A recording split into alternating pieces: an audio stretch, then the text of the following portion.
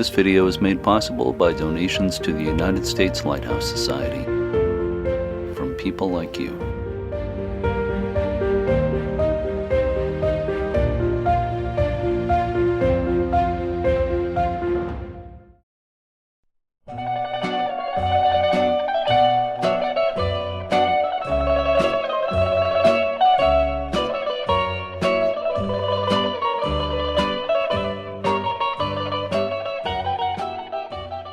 Thank you all for being here once again. I know many of you are regulars. A lot of you have done a lot of USLHS tours over the years. This is our 11th tour retrospective program. I find that really hard to believe, but it's really true. Seems like we just started doing these Zoom events, but some time has gone by. So this is the 11th tour retrospective program. For those who don't know, I'm Jeremy D'Entremont. I'm the historian for the US Lighthouse Society. Host of the Society's podcast, Lighthearted. Usually, as I said a minute ago, whoop, Darlene Chisholm left. I'm letting her back in. And another person. So usually the Society's executive director, Jeff Gales, is with us as the co-host of these events. He can't be here today. So again, I'm wearing a couple of hats. After the tour presentation by Chris Brookes, we'll have a Q&A period. I'll do my best to handle that without Jeff's help today, and we'll explain how that works when we get to it. There is, for anybody who doesn't know, a chat feature in Zoom. So down the bottom of the screen, if you click on chat, you can see the chat window come up. And during the event, you can chat with people. You can chat with everyone, or you can choose a specific person to chat with. We ask that you not ask questions until the end for Chris. We'll take the questions at the end. But you can certainly chat with each other. You can ask me questions. I'll try to monitor that as closely as I can. As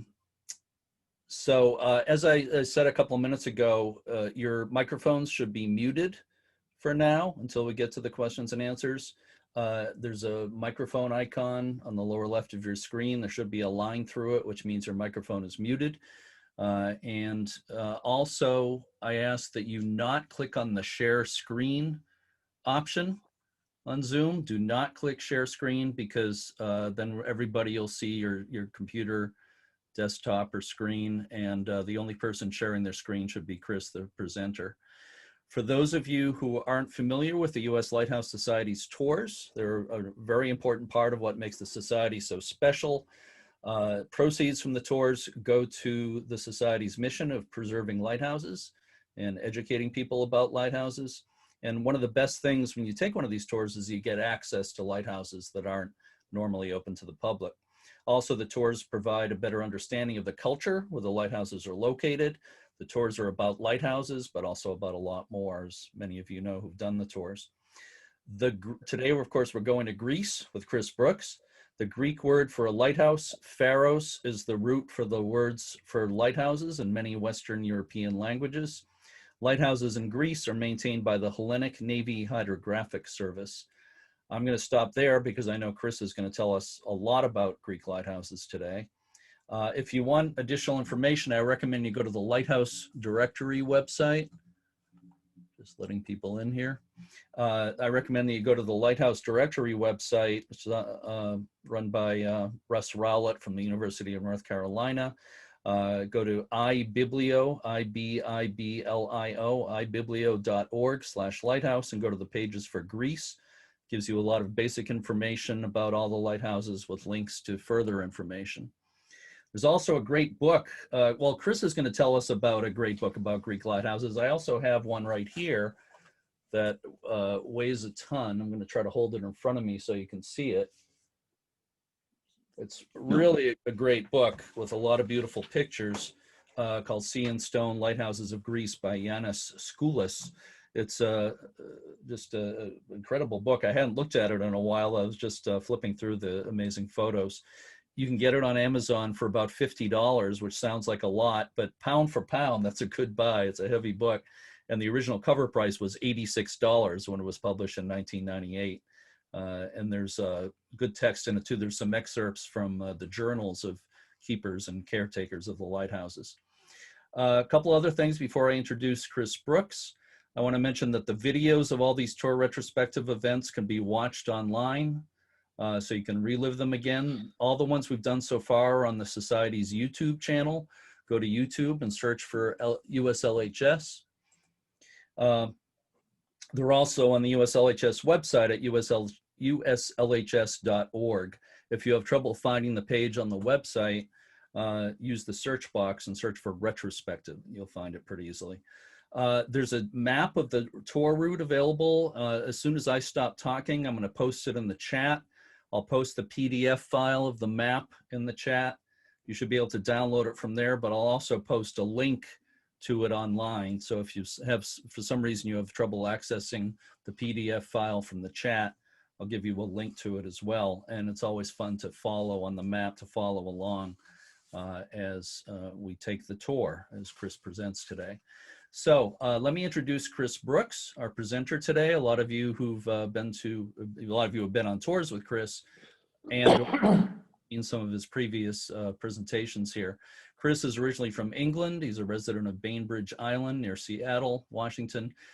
He's led quite a few of the U.S. Lighthouse Society's international tours for several years. Chris's retrospective tour events are always a lot of fun and very interesting, educating, and entertaining. A lot of you know that from previous experience, and I know that this one is going to be real interesting too. So at this point, I'm going to turn things over to Chris. Thank you, Chris. Go ahead. Thank you. Are you allowed? Can I share my screen, please? Yes, you can. Yes. Since you asked so nicely, you may share your screen. Hang on, let's try again. Didn't go.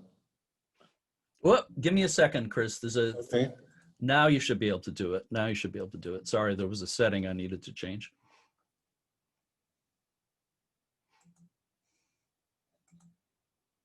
Can you try it now? Okay. 1 second. There we go. Is everybody seeing a map of Greece at this point? I am. Okay, good. Yeah, people are nodding their heads yes. So. Okay. Well, thank you, Matt. Thank you very much for that very good introduction, and I just hope I can live up to it.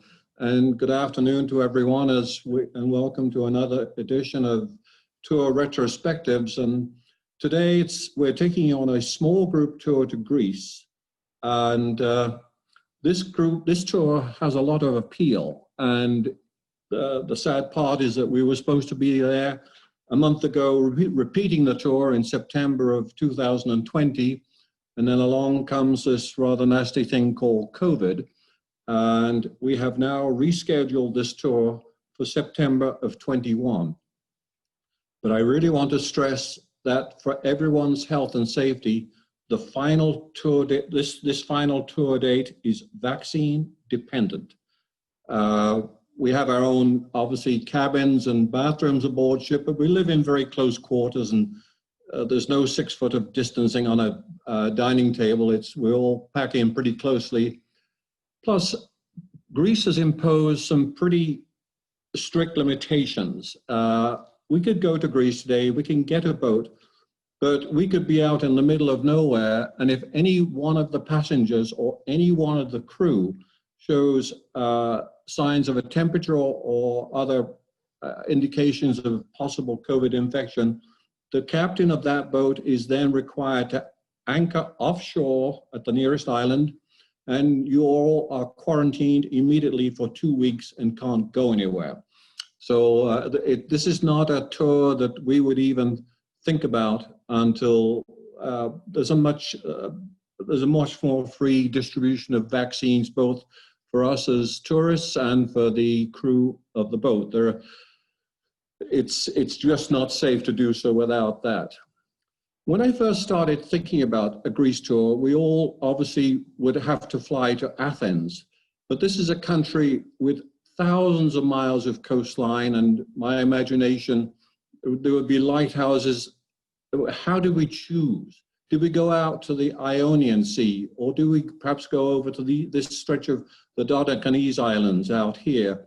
or the Cyclades or the Peloponnese or Crete. And it was quite difficult initially when I started thinking, well, how are we going to do this? And not only how are we going to do it, how can we get around? If we're going to the Cyclades, it's really not workable to just take ferries and try and hop from island to island, in that some of the most interesting lighthouses are on really quite remote points. But as I got into it, it became obvious that the Greek lighthouse service has never fully recovered from the ravages of the Second World War. At the start of the Second World War, there were 400 active lighthouses on Greece and on the Greek islands. At the end of the Second World War, both the German and Allied forces have fought their way across the country, and there were only 28 active lighthouses left out of that 400. Now, in many parts of the world, particularly the more wealthier Northern European countries, many of the lighthouses have been rebuilt and reestablished. That is not the case in Greece. Today, there are only 120 operating lighthouses in Greece. That's a net loss of 280 working lighthouses since 1945. And looking at where they were, there's a really nice cluster in the Cyclades Islands.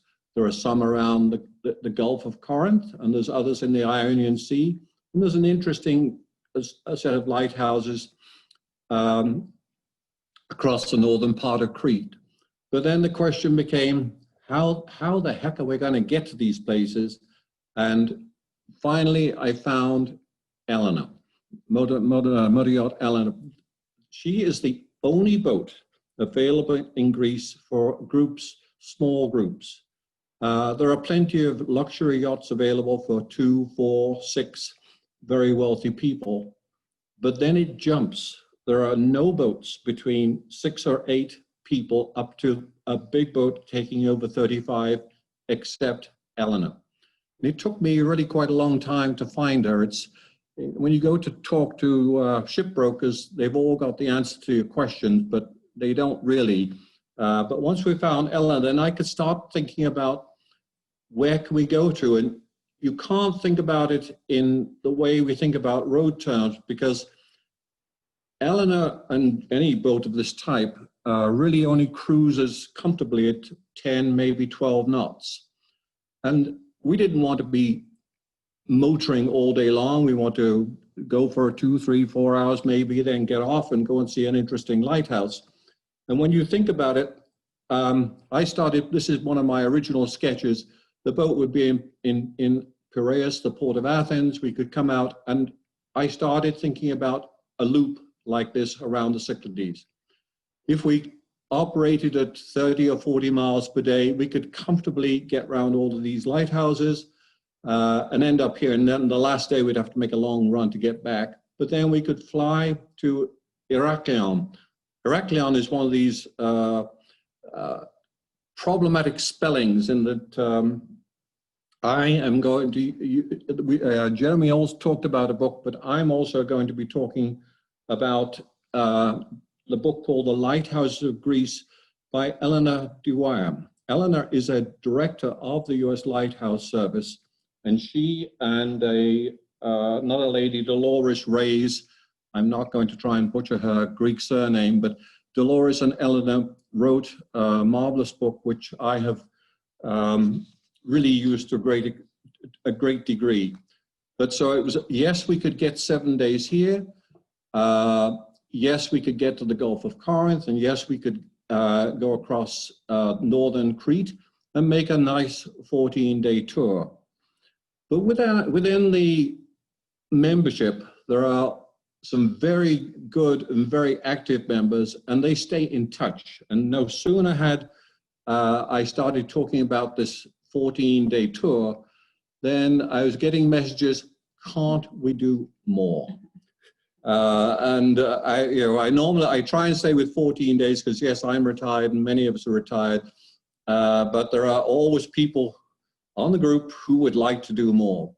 So the final tour not only went to the Cyclades, and not only went to Crete, but we added 5 lighthouses across the northern Gulf of Corinth. Then because it came, well, how do we fit these in? And we had scheduled a Croatia tour right on the back to back with the Greece tour, so members could, if they wished, go straight from Greece and join the Croatia tour and not have to pay for 2 transatlantic flights. So we had to, the only way we could make this work was to have a pre-tour. So the tour, yes, you're going to see starts in Athens, and we do go down to the Corinth, which is part of the tour, but then we also took 3 days and went all the way along the northern coast of the Gulf of Corinth, up to Delphi, back to Athens. So the first 4 or 5 lighthouses you'll see today are actually on the Gulf of Corinth and the Corinth Canal itself.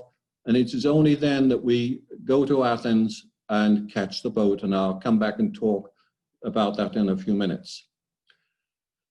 In Athens, so often we may start tours that are in not terribly interesting places, but Athens is lovely. It's a big city, so it has all the issues and some problems of a big city, but we found a delightful hotel where we could sit on the roof at night and see the Acropolis all beautifully lit. And in the morning, we went off and toured around. This actually is a stock photo because when we got there, they were busily repairing things, so it was full of cranes and giant earth-moving equipment. This is a very interesting part of when you get up to the top of the Acropolis. This is the porch of the Karyatids. These are some unfortunate ladies who, in one of the wars back in 150 BC, the Persians were attacking, and these ladies sided with the Persians, and the Persians lost, and the poor ladies were then given a lifetime of hard work, but they are still celebrated. Looking down from the top of the Acropolis, you look down onto the Agora, which is very close to where our hotel is, and also to the temple of the Olympian Zeus. Athens is full of these beautiful old structures, some in disrepair, some in nice state.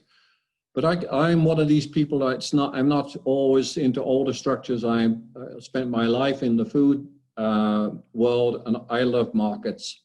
And no tour is complete without me getting into some of the local markets and looking at what's available. An amazing amount of fish.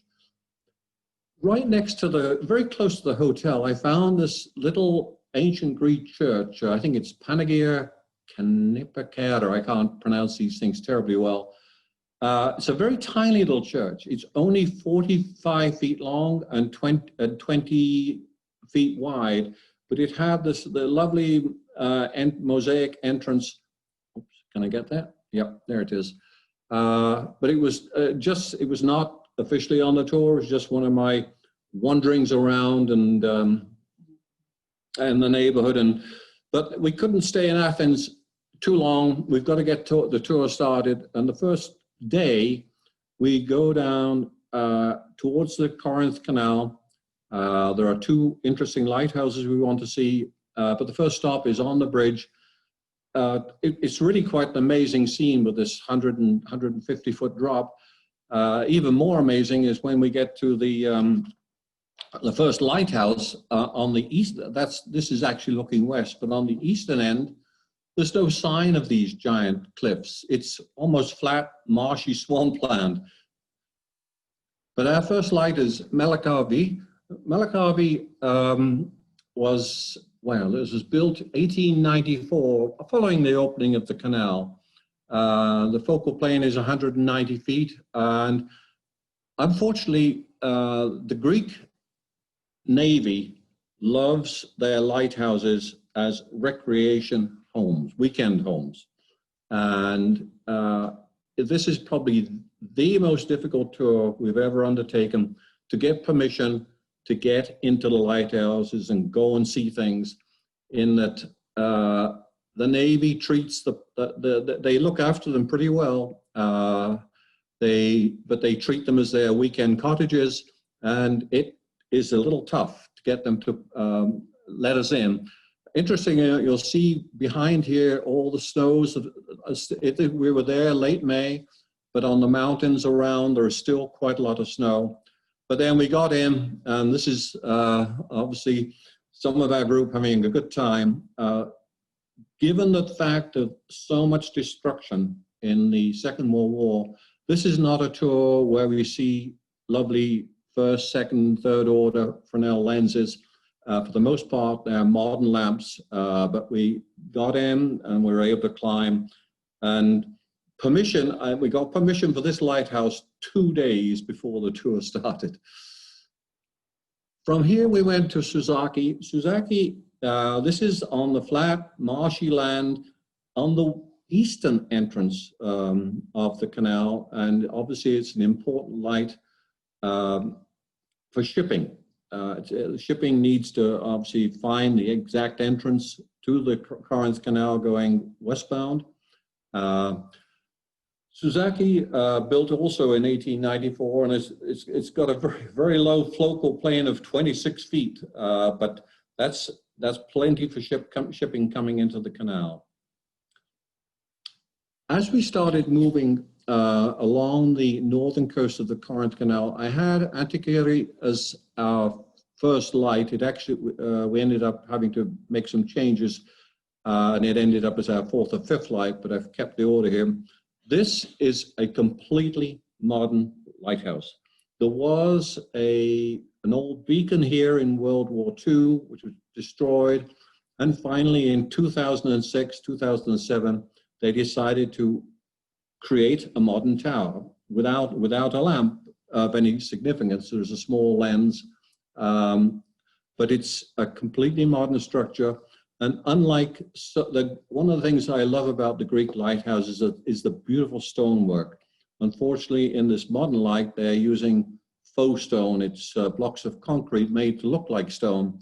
It somehow doesn't have quite the character that I would like. I think we were getting the crew pretty exhausted at that time, so we needed a rest. But we're moving on along the coast to Saramita. Saramita is, again, originally established way back in 1894. The height is just 30 feet, but it's on a cliff, so the focal plane is 213 feet. Once again, this proved to be a keeper's nice weekend retreat, and we had some challenges getting in there, but we made it. The Greek Navy controls the lighthouses in Greece, and this is the patch that the men and officers of the lighthouse force have on their uniforms. And you find similar signs posted on rocks, which I always enjoy. And of course, the group's out there having fun. We reach Nafkatos. This is a very old, very ancient and interesting site. It's where they have built a light many years ago, just a little green beacon on the tip, on top of a very old fort. This is a 15th century fortification, and at that time they used to have chains stretched across the harbor here. But this location has been very important to the Greeks for years. The people on mainland Greece never used to get on very well with these people over in the Peloponnese, which is just across there a few miles. And this has been the site of many, many battles. Going back, there are records of a 4th century battle with the Peloponnese people. They only had 20 ships here, and they came over with 40. They didn't do too well, but it's gone back and forth over the years. And in the 1500s, this was actually the site of the last ship battle where everybody is rowing. Since then, there's been obviously sails and engines and bigger ships. But in the 1500s, the Turks came in here. The Turks have wanted to be here for a long time, and they actually took over for many years. There was a battle, last battle, where all the ships had people rowing, which had to be quite a sight. But it's just a delightful spot. I never could figure out how to get onto that wall there. They seemed to be surrounded by houses, and they didn't want me up there. But I just love this particular spot.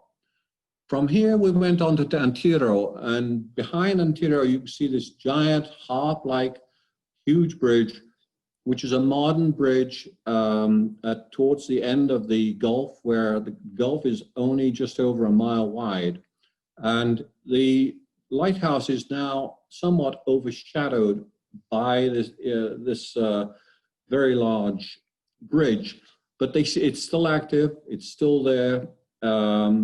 This again was built in the 1800s. This is actually the original one was 1859. It's been rebuilt twice since, and it sits on top of another one sitting on top of a fort. It's sitting on top of a 16th century fort here, and has a focal plane of 52 feet.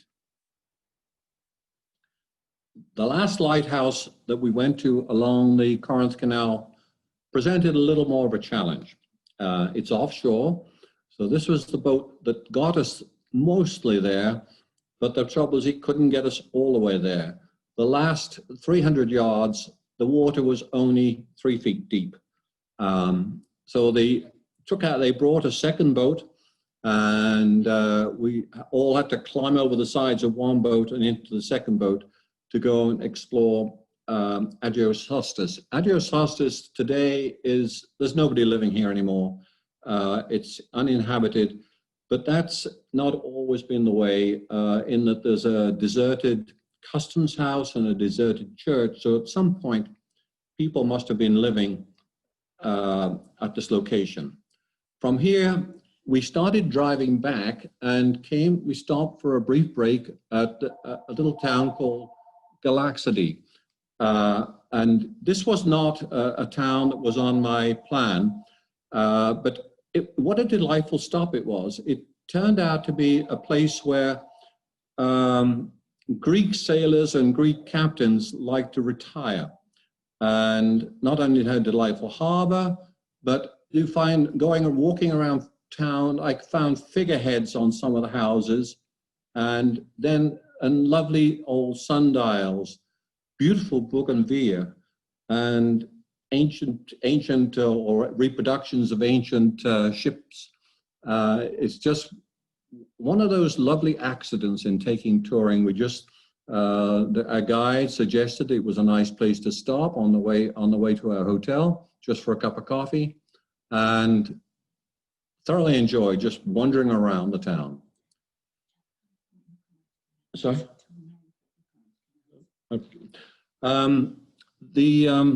From here, we went up to Delphi. Delphi, I've been here once or twice before, and I always love this mountain kingdom, which goes back to the 8th century BC. It's the home of the oracle, the temple of Apollo and his priestess Pythia.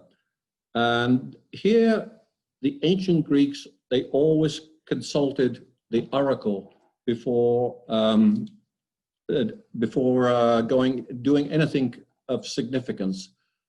They created lovely sports stadiums and had wonderful carvings. And the city survived for 800, they did very well up here for 800 years, but it went into decline with the arrival of Christianity and the loss of belief in the wisdom of the oracle. The one thing they really, they have a beautiful museum, and they've got this, they put together this metal of the first known statue made out of forged metal. It's silver, and it's this lovely statue of a bull, which it's amazing to me that it originates from the 6th century BC, and it still can be put together again today.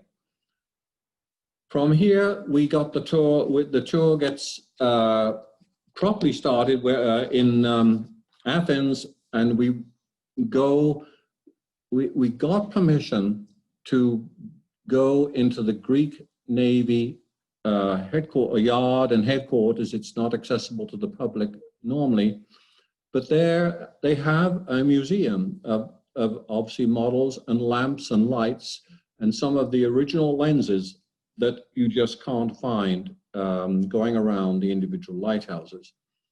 It was really just a pleasure, and they were just delightful once we got to know them. Again, difficult to get in, but we had a great time. But it's time to get out of Athens and stop riding around in buses and board our boat. This is the motor yacht Eleanor.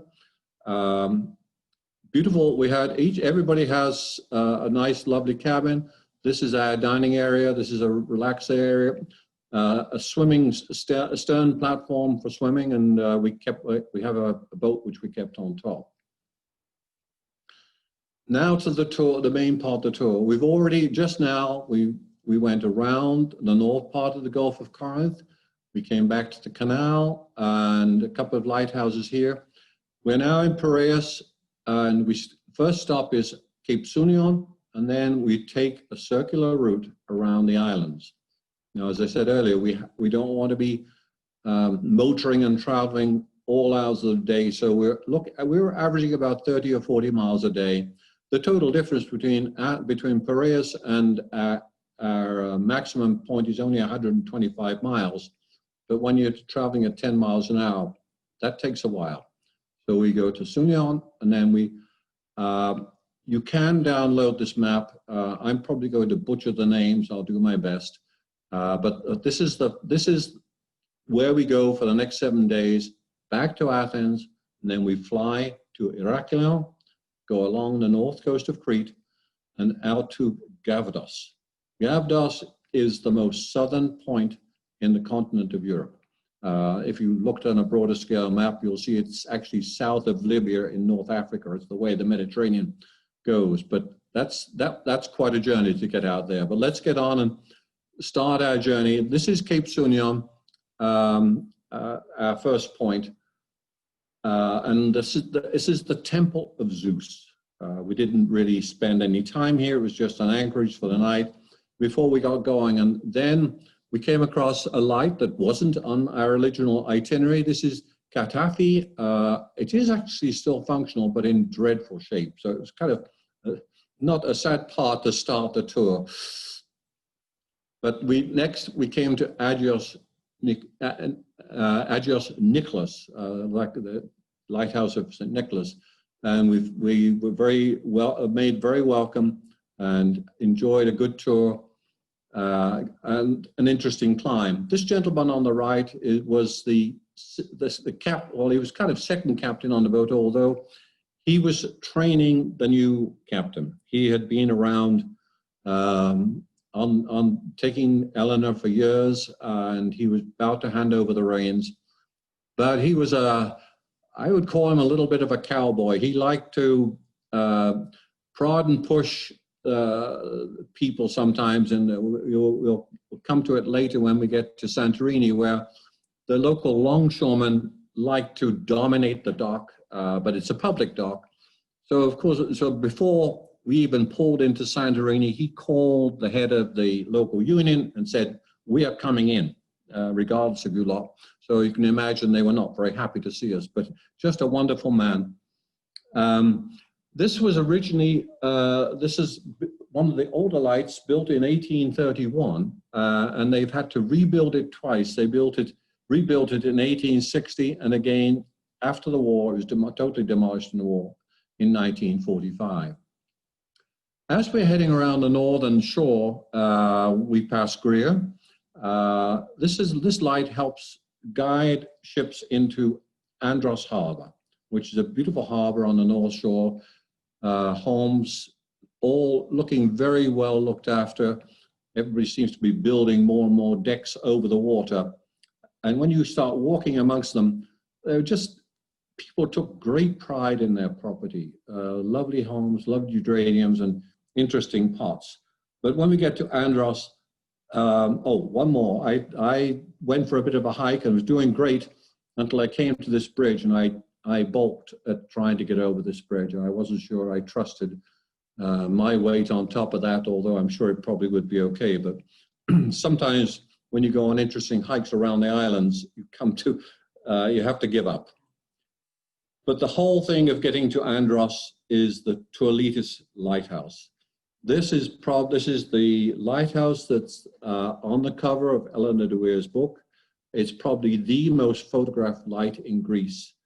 It was totally destroyed in the Second World War and recently rebuilt in 1996 by a local millionaire. But the one that I wanted to try and get a photograph with the steps that you see on the cover of Eleanor's book, but the sun wasn't quite right. We got very close to it. We couldn't land, but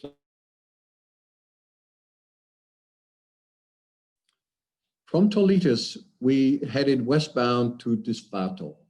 Disvato is one of the most isolated lighthouses in Greece. I think if I was a lighthouse keeper assigned to Disvato, I would probably go a little crazy. It's so windswept, such a windswept tiny rock. There is no room for gardens. They have to row across to the neighboring island to get their groceries. And it's really a tough location to have a lighthouse. This is today it's a modern rotating 6-panel beacon with a range of 16 miles. But the channel here, I'll go back to the previous slide, this channel where this rock sits is only 1,000 yards wide between, so any shipping wanting to get through there has to be incredibly careful. From here, we went on to Mykonos. If ever you've looked at tour books of Greece, this is the classic shot of the old windmills, and it really is very pretty, lovely spot. In Mykonos, we went out to the Amentis light. This light, Amentis, let me just get my numbers right. This was built in 1891, following the wreck of a British cable laying ship, the Volta. The light the original lights was very high, had a focal plane of 604 feet, and way on the northern tip of Mykonos. The lens is actually surviving today in the museum. There is a small lighthouse museum on Mykonos. This is our crew waving, but it looks like they're very high, but actually they're about 10 feet off the ground. That lamp was automated in when? 1980. I've lost the date, 1891 original, I've lost the automation date, but the original lens was considered very beautifully done and crafted, and the makers showed the lens at a Paris exhibition in 1889, and it won an award for its beauty and precision before it was shipped out. The other famous thing for Mykonos, of course, Mykonos was the home of Jackie Kennedy Onassis. Delos. This doesn't look a terribly interesting picture. It looks like a rocky, barren island and just a few walls. But this, for anybody interested in history, is one of the most amazing places. Delos is the home of the oracle, and for 600 years, the Mycenaeans controlled this and became incredibly wealthy. They built beautiful streets, not much of which survives, but you can see these streets of lions, amazing sculptures. But then you start walking amongst the foundations of the houses, and you come across these incredible mosaics, all of which are open to the air. I mean, I'm not sure whether this is a leopard or a cheetah, but first of all, that creature is not native to that area, so they have to have been brought in 2,000 years ago from Africa. Likewise, lions, and these are the floors, the mosaic floors of houses that are long gone. A very popular feature you'll find are dolphins. Delos actually translates to mean dolphin. So dolphins and the mystical nature of dolphins was very important to them.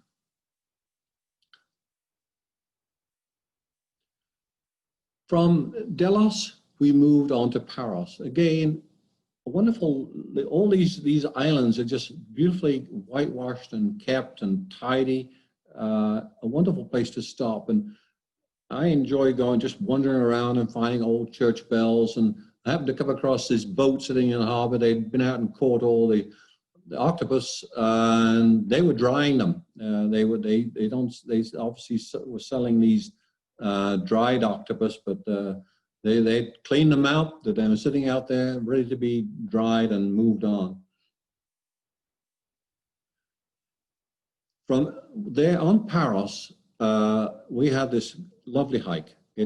From where we could land the boat to where the lighthouse, as you can see behind us, let's say, probably should close in on this interesting bunch. The lighthouse behind us is probably about a 1.5 mile hike, and just a delightful day spent ambling along. And we were met, we got all the way up there and were met and greeted by the Greek Lighthouse Service. That was just one of those great days of wandering around and enjoying the islands. But from Paros, we went on, oh, I forgot, I didn't, to Caracas. I've missed one light there. Caracas, we actually were able to get, and they actually still had the lands, which is amazing. But also when you walk through the keeper's house, I really enjoyed the detail of the embroidery on the old curtains of lighthouse embroidery. From here, the journey was to Santorini. Santorini is a crater. This is literally the inside of the caldera, where in 866 BC, the whole island blew up. A massive explosion. The crater itself is 25 miles wide. But today, all these houses cling to the tops of the cliffs as we approach. We came in, and there is a cable car, and cable car up into town. We were able to go off. We'll come to the lighthouse in a minute, but we also spent time wandering around. I rather like this little house that was on the top there. I thought they did a beautiful job of painting it and making it look very interesting.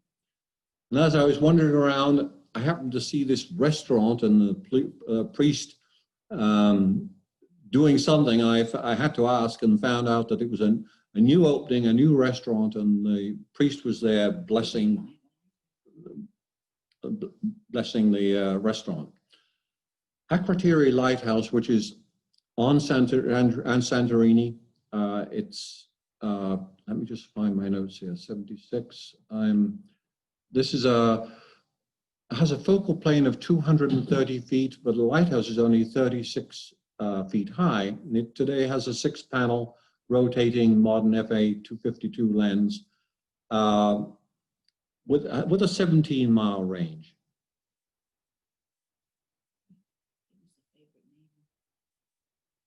Oh, another close-up. We're heading, saying goodbye to Santorini and heading out for quieter islands. Santorini, for me, it's obviously not one of the #1 tourist spots in the Greek islands, and it is pretty frenetic and crowded and busy. My choice would be the quieter islands, and this is leaving Santorini and heading for Polyagas. Now, Polyagas, that lighthouse sits way up on the top of a cliff there. It has a focal plane of 453 feet. I don't think we had none of us felt a desire to climb, but there is another reason why we didn't climb here. This is one of only 4 islands in Greece where there are poisonous snakes. There is a rather nasty viper on this island. dangerous blunt-nosed viper. And the last thing I needed was a group of lighthouse folks clambering over rocks, trying to take pictures together with the steep cliff. As you came along, you often came to islands which seemed to just, where the houses always cling to the sides of the cliffs. So many, and over the years, there's been so much fighting, so much piracy, that you'll often find a few houses near the shore, but the main island, the main part of the island sits atop a cliff somewhere. It's developed over time for safety reasons. And this is this lovely island of Spathi, and Spathi Light here has a focal plane of 230 feet. The lighthouse itself is only 39 feet high, but Spathi is known for its iron ore. This is where they've mined where Alexander the Great mined the iron for his swords. Spathi is also supposedly the home of Cyclops, the one-eye. This is a one-eye lighthouse. As we came to the end of our cruising time, Tamelos Light was the last light we came across, and then it was a rush back all the way back to Piraeus and Athens, where we took the flight to Greece, to Crete. And this is the harbor in Crete, quite a busy island. One of the things that immediately struck me is, as you go around Crete, you often see these giant structures. And I go, what the heck were they for? And I'm amazed to find that they were built 2,000 years ago as boat sheds, where they built and worked on the boats of the Navy at that time. In the center of Heraklion, there is the remnants of an old lighthouse. Where's my name? I have to think of the name of it. It was originally built in 1864 with a 6-order Fresnel lens, but destroyed in World War II and never rebuilt. However, this is a very important fort, and there are Venetian images showing cauldrons, fire cauldrons that guided ships into this harbor hundreds of years in the 16th century, and it's believed that there were lights here for well over 1,000 years because of the temples and palaces of Knossos, which is right next door. But the port was ruined by a 17th century earthquake, but the lighthouse itself has long gone from the Second World War. This is how it did look in the 30s. Today, you can see the whole top is gone. We could see just this up to this point here. From just outside of Heraklion is the Palace of Knossos. Most of it is in ruins. They've attempted to recreate a small corner here of what it would have looked like. Colors are it seems a little strange to have such vibrant colors. But as you walked around, you found these lovely old urns. There's a museum where the bulls, and then on the wall, again, the dolphins. And in ancient Greek culture, dolphins were obviously very prominent, and you could find in the old palaces, you found such images. But we left Heraklion and moved along the northern shore and stopped at the town of Panormus, which sits down here. And I found records of a lighthouse here that doesn't even appear in Eleanor's book, and I thought we would be very, very good. I actually found a picture of it and thought, well, we can clamber up this hill and see it for ourselves. What I didn't know until I got there is you can't see it like that without risking your life. That's my best shot. When you climb the hill, but it's a steep cliff the other side, and despite our best efforts, I never was able to get a good picture of Panormus. And I don't think I'll be climbing that hill. Yeah, Ron Bandock actually got the closest there, but I don't think he got a picture any better than that. From here, we went to Rathmo. Rathmo is really a lovely old port. It claims to have the largest Venetian palace in the world. The town and the fort sacked by multiple armies over time. And the lighthouse was built by the French Ottoman Company in 1864. I suspect there's been modifications, because you have this hexagonal base, and then if you look at the top, it's round. I suspect at some point there was an addition here. But it's not just the light, it's the brickwork and the carvings that I liked. Somebody put some real effort into creating interesting work on the side of this lighthouse, but it's as we move to the western end of Crete, we come to these beautiful old towns, and Rathmo was the first of them.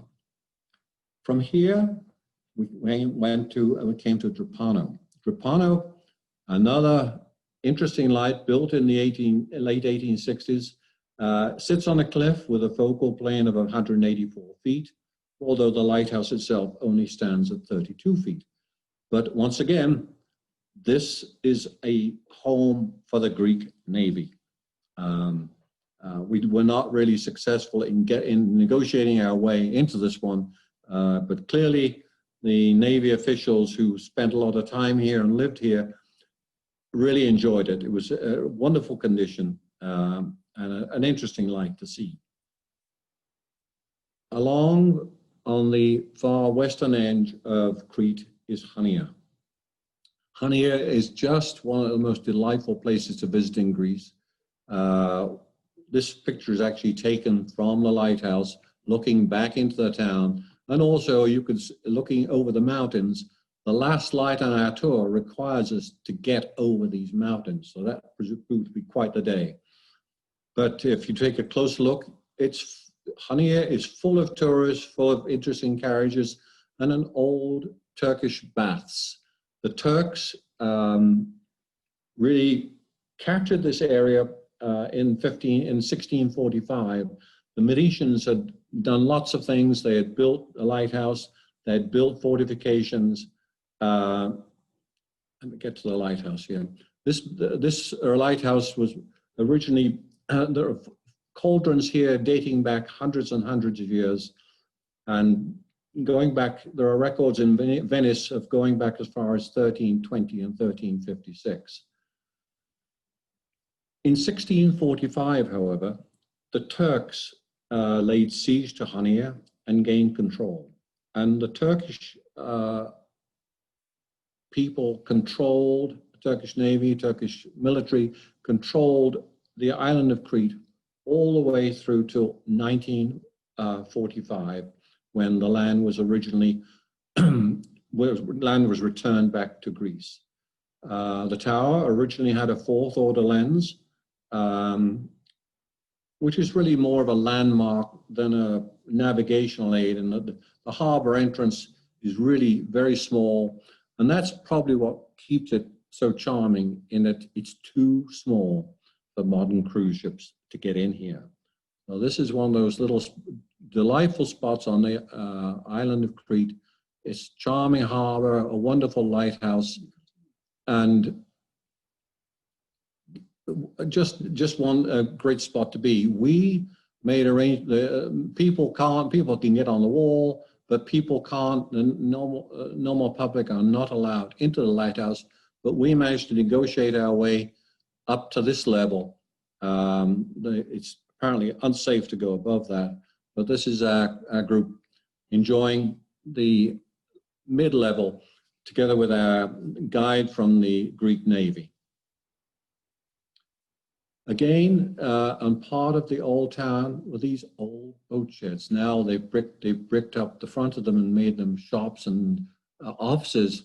But I'm very impressed by how all these giant boat construction buildings have survived for almost 2,000 years.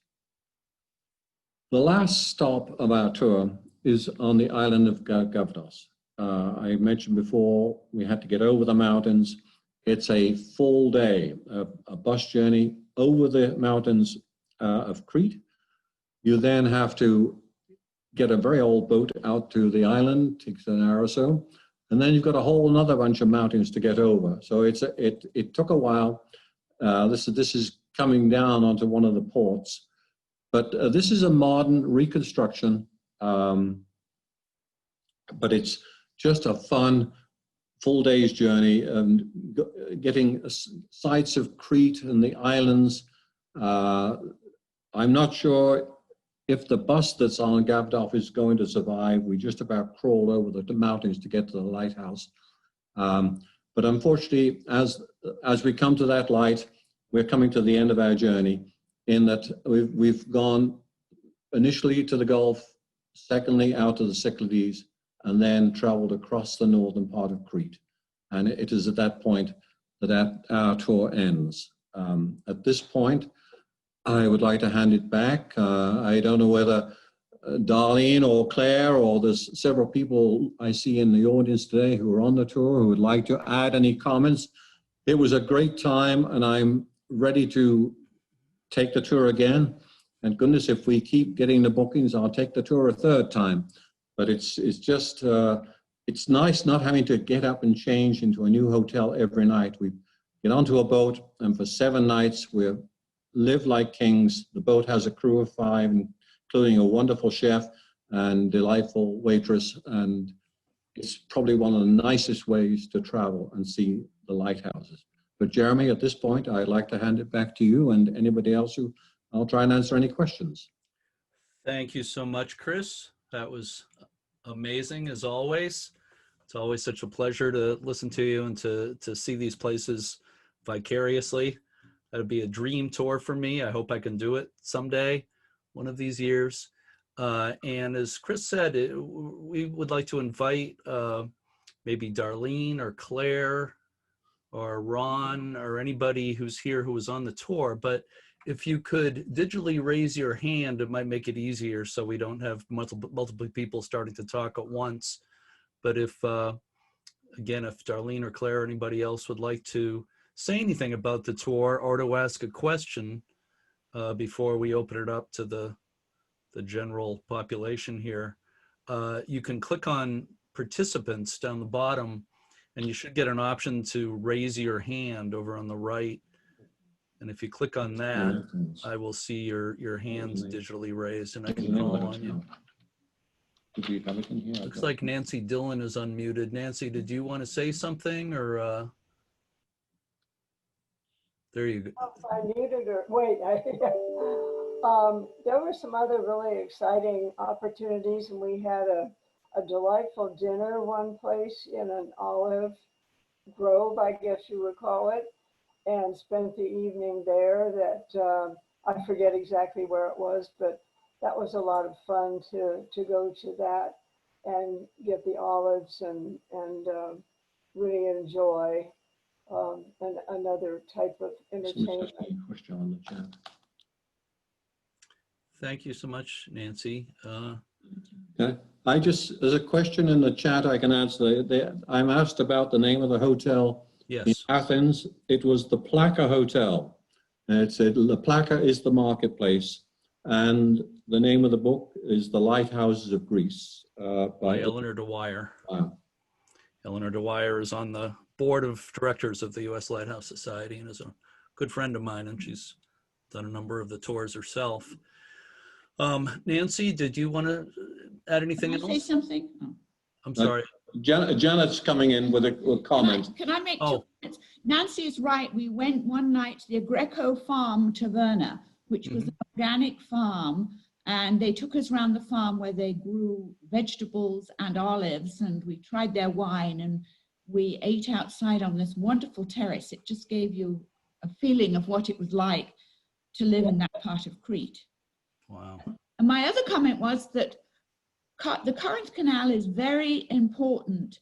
As far back as the Romans coming in that area, they had wanted to build a canal at Corinth because it stops the boating going all the way around the Peloponnese to get into Athens. And it took hundreds of years to them finally dig it out, which they did at the end of the 19th century. But then the Germans came in the Second World War, and they filled the Corinth Canal with trains and buses and cars. And it took the Greeks probably 2 or 3 years after the end of the Second World War to clean the Corinth Canal out so that shipping didn't have to go 3 or 4 days round to get into Athens and to the Aegean Sea. I'm just trying to answer. Well, I'll answer it out loud here. Somebody's asking about the price. We can't give that off the top of our heads, but you really need to contact the U.S. Lighthouse Society office to find that out. And the price for the next time this is done has yet to be set anyway. I don't think the price will change substantially from where it was before. I mean, yes, may go up a couple $100, but this is not an inexpensive tour, particularly with the boat. We have our own private yacht with a crew of 5, with full board and everything else for a week. So I'm guessing it's going to be at least $8,000 to $9,000 per person. But it'll be on the U.S.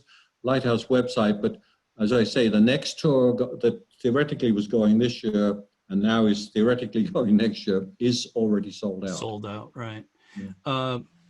Remind us how many days this tour was? I always aim to make my tours 14 days, but I was persuaded, the error of my ways were persuaded to increase it to 17 days so we could do the Gulf of Corinth. Mm-hmm.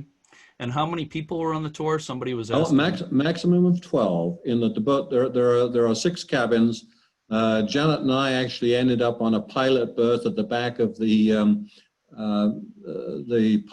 pilot house itself on the top of the boat. So there's 6 wonderful cabins, and I will say that 2 people get extra special treatment because this boat was originally a private yacht, and the original owner made his cabin and the one for his best friend a little more luxurious and bigger than all the others. So at the start of the tour, we draw lots.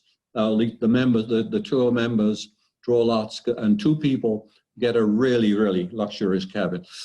Mm-hmm. We have another question in the chat from Renata.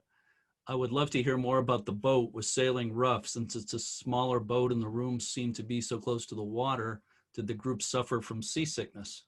No, that's a very good question. And I spent a lot of my time in the pilot house because we set a maximum wind speed. We were not going to travel anywhere where the wind speed exceeded Beaufort Force 4, which is about 25 miles per hour.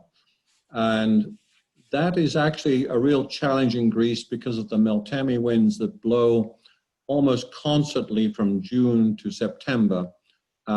We did miss one lighthouse because we couldn't figure a way around the winds, but nobody suffered because of the boat conditions, because we were very closely monitoring it the whole time. And I spent literally hours with the skipper and the navigator you get very good wind charts in Greek waters. Electronics are excellent.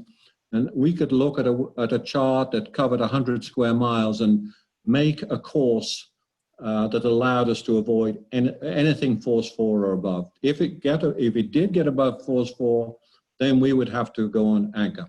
We were not going to take people into rough waters. Okay. We just got another question in the chat. Chris, also from Renata. Chris, you mentioned a small lighthouse museum in Mykonos. Could you provide more information on the location? Is it open to the public? Any similar places, museums, etc., to visit on the tour? There are 2 museums. In Mykonos, it's right in the center of town, freely open to the public. It is where the lens is kept, and it is open and easily available. I don't think that is the case in Athens, however. The Greek Navy don't particularly like civilians wandering onto their property. And we got the 5th degree when our bus arrived at the gate, and trying to tell them that we did have an appointment to go to their museum. So yes in Mykonos, I'm not so sure in Athens. Okay. Let's see. She thanks you for the detailed response, Chris, regarding the boat experience. Let's see. I don't know if Nancy, your mic is still open, Nancy, if you'd like to add anything else. I'm not sure if you were, if you had completed what you wanted to tell us earlier. Well, we had, Nancy Camp and I had, along with Claire and Carl, the smaller cabins. However, they were very nice. They were right at the water level, I would say, or almost above. But none of us, I mean, we never got any feeling of seasickness at all. It was just very, very pleasant. But because we were 2 ladies separate, we were not in on the original doing the, for the luxurious cabins. And so I know Claire and Carl ended up with the cabin across the way from us, where we were very in tight quarters, but it worked out very well. We shared the staircase many times walking up to the area and all, but it was very pleasant. Okay. So again, I want to give you an opportunity if Claire and Carl or Darlene, anybody else who's on the tour would like to add anything, you're welcome to. You can just. Hello, you all. There's Darlene. Okay, good. Or Darlene. Claire. She beat it. Hi, Chris. How are you guys? Claire. Both Darlene and Claire opened your mics. Yeah, at the same time. Yeah, Claire's going first, I guess. Yeah. Well, both of us. I'll let my husband have the first word. It was a trip of a lifetime. Everything was great. Food was great. The yacht worked out pretty well. And we did have one experience on the top deck in those really creaky wooden deck chairs. A wind whipped up from nowhere. The deck went sideways and we were thrown sideways, holding on to the rails. Wow. Carl missed the propeller by inches on the boat that was up there. Well, that was the thrill of a lifetime, and we didn't get charged extra for it. I will respond to that one, Claire, in that, in my view, was a very serious error on the behalf of the captain of the boat. Yes, we needed to come around a headland fairly sharply, and yes, there was a cross sea, but he had no reason to make a maneuver like that without giving due notice. You could see it coming. And those are the only crosswords I had with the boat crew. And that I viewed what happened to you, in my view, was quite dangerous and not, it wasn't necessary. It could have been handled much better. So my apologies to you for that, and that it caused some harsh words from my side. Well, do we get half price on the next tour? Next tour, unfortunately, is sold out. Yeah, but I can, I'll also add on to what Nancy has said and other people have said about the luxurious feeling about being on your own yacht. It was an experience that I had never expected. The service was 5-star. The food was amazing, from 5 different kinds of octopus or something in one of the salads. Do you remember those meals on board? Yeah. And the young ladies were rushing from the boat in the morning at the dock and going to a nearby bakery and bringing back all sort of Greek pastries, fresh from the kitchen. And they were dripping with honey and all manner of sweets. Really, it was beyond anything we had thought of, honestly. Wow, I'm getting it was hungry. Marvelous. Recommend it to anybody. But hold on to your chair. Yeah. When you're on the deck. Well, the lady you were talking about, who was our waitress and did lots of things, she was actually from Bulgaria, and she was hired specifically to come and look after our journey. So she flew in from Bulgaria, looked after us for a week, then flew back home. Well, the good news is, Claire and Carl, you're with us today to tell us about that. Yeah, we're still here. Want to see my bruises? We had insurance, yeah. Still got bruises to show, huh? But Yeah. of course, the shopping was pretty good too. I mean, I can't talk about food without talking about shopping. There were some excellent experiences. And of course, the museum and seeing the pieces. Do you remember that golden bee in the museum? Oh, yeah. It was 5,000 years BC. Yeah. One of the most incredible jewelry creations I've ever seen in my lifetime. It was a beauty. The museums were outstanding. We didn't miss anything in the whole trip. I think we covered all the highlights. It was beautiful. Sounds really beautiful. Darlene, did you want to say something? I'm looking for Darlene on my screen here, but I know she has her mic open. Go ahead, Darlene. Yeah, I'm having computer problems. There you are. We don't It was see a Darlene and long computer. trip. We sort of hear you. The sound is a little strange. Uh-oh. I've got a stable internet connection. Yeah, we're not really So maybe hearing. you can hear me. Whoop, that last sentence. Last- Hear me? All we heard maybe you could hear me, and that's all we could make out. No, I'm not here. Go ahead, Darlene.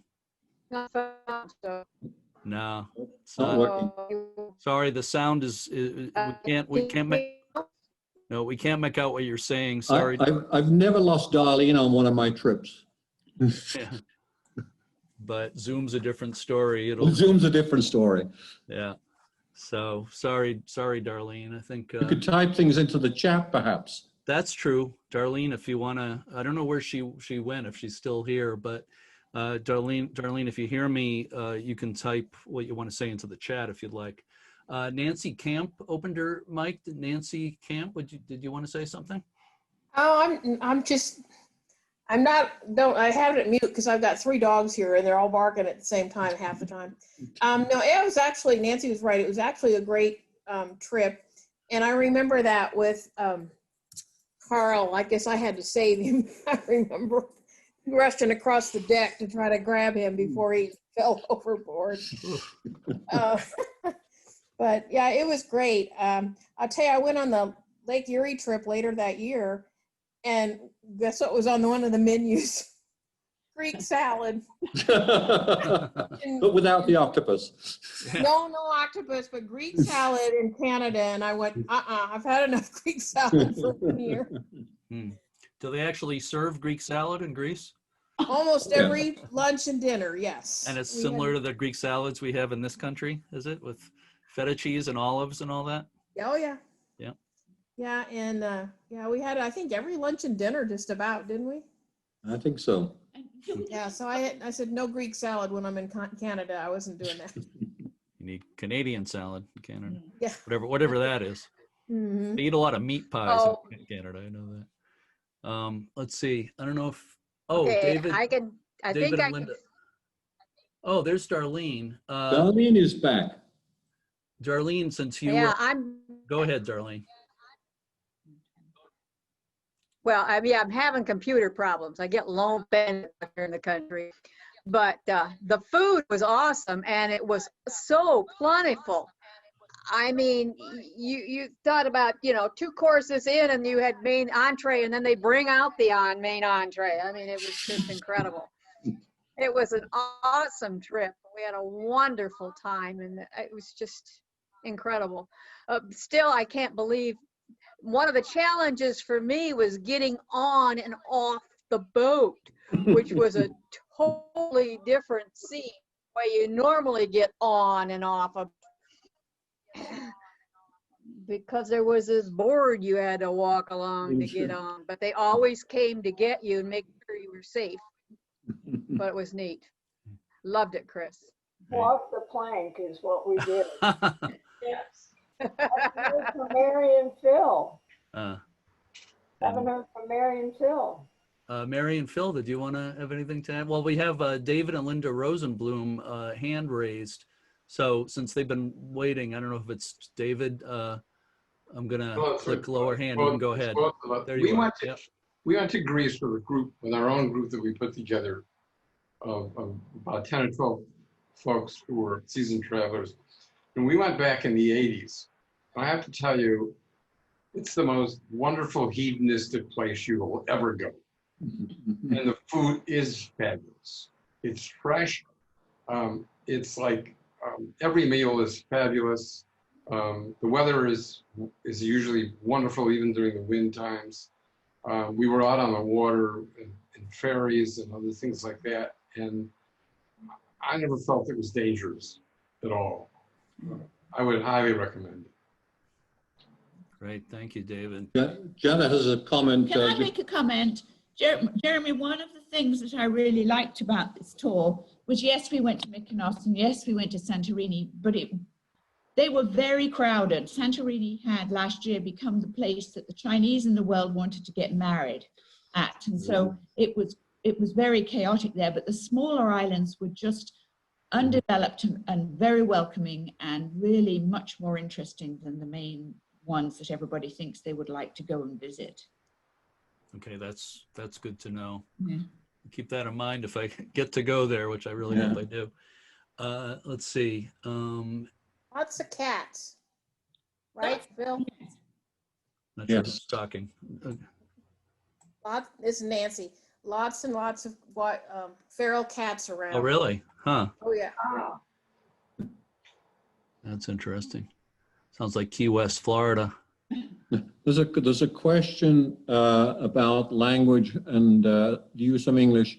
English is fairly well spoken within the tourist community. I did have a concern about one of our guides whose enunciation I had to struggle with a little bit, but for the most part, language is not a problem. Certainly, unlike our Baltic trip, where the second language is not English, the second language is Russian. English is the third. So I think Greece lives on tourism. English tends to be the language of tourism, and no problems whatsoever. Okay, thanks. See, I'm not seeing any other questions, but I don't know if, Mary and Phil, were you going to say something before? Or no? You don't have to. Go ahead. Just hello to everybody, and we also enjoyed the food, the towns, the shopping, the company, the boat, everything was great. Thank you. Just add a little bit to the language. We, about 8 of us, took a little bus into a little town, and we asked the driver how his English was so great.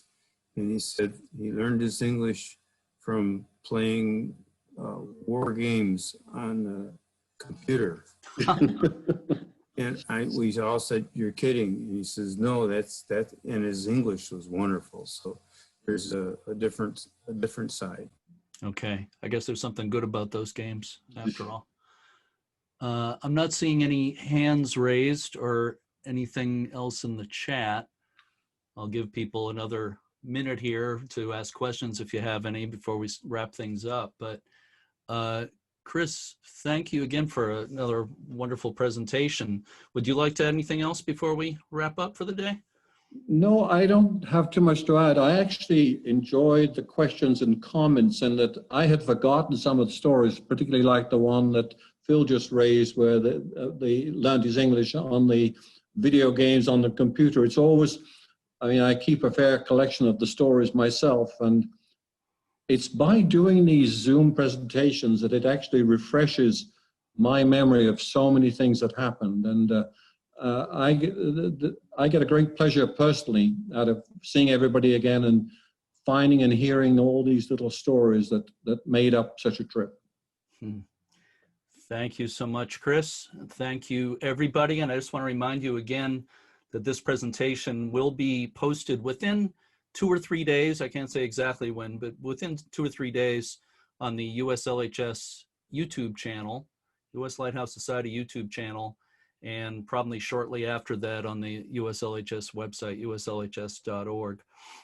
If you want to read about upcoming tours, go to uslhs.org and click on tours. And I'm not sure, this tour for next year is full, as Chris said, but I'm not sure what other tours are. I know some other tours from this year were moved to next year, and I think there's openings on some of them. So you can check out all that on the USLHS website. So thank you so much, everybody, and I'll see you next time. Everybody take care wherever you are. We'll see you. Keep a good light. Thank you.